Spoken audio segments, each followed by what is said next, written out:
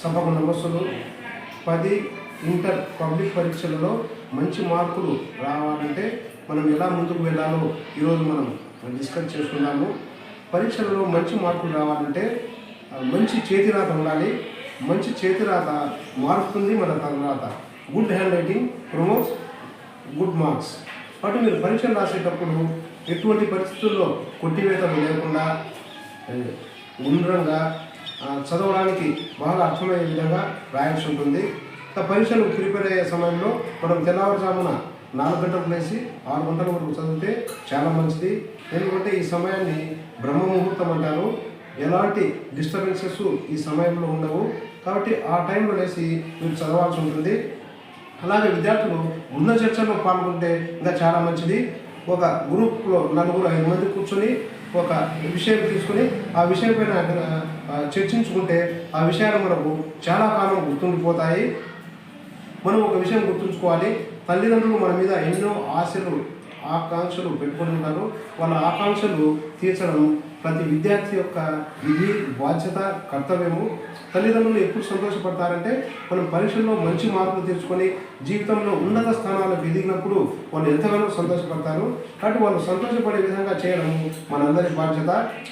కాబట్టి మీరు మీ బాధ్యతను గుర్తిరిగి చదువుకోవాల్సిందిగా సందర్భంగా నేను మీకు తెలియజేస్తున్నాను.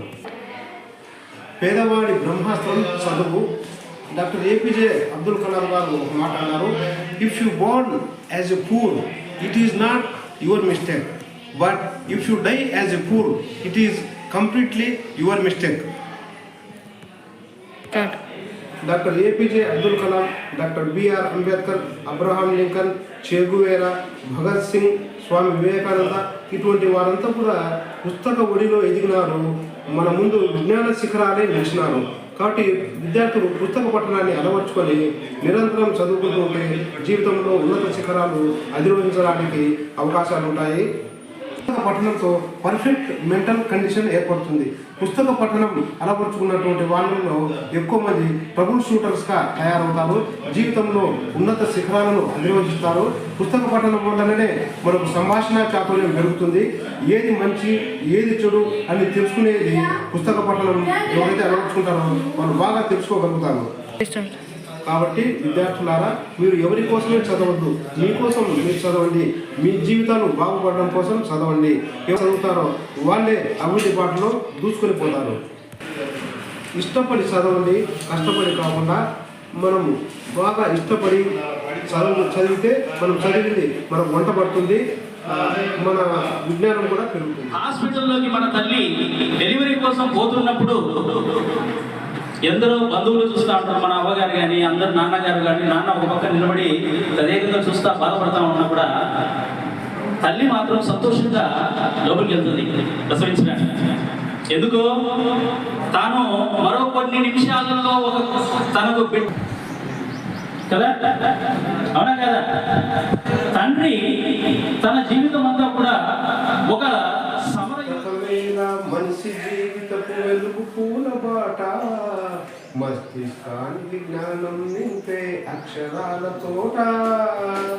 ముఖ పుస్తకం వచ్చింది, లైబ్రరీ కనుమరుగైంది. ఫేస్బుక్కే వచ్చింది, లైబ్రరీ కనుమరుగైంది. రేయింబవళ్ళు వాచ్యాలతో కుర్తీ పడుతుంది, లోకం కుర్తీ పడుతుంది. చిరిగిన చొక్కా ఉన్న మంచి పుస్తకాన్ని కొనమన్నది, తల దించి నన్ను చదువన్నది, తల ఎత్తెలాగా చేస్తన్నది.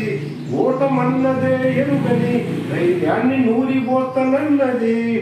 ఒంటరి నేనంటూ ఎవరు గుబులొద్దంది, నేస్తానై తోడుగా ఉంటూ లక్ష్యం వైపుకు నడుపుతానన్నది. పుస్తకమేరా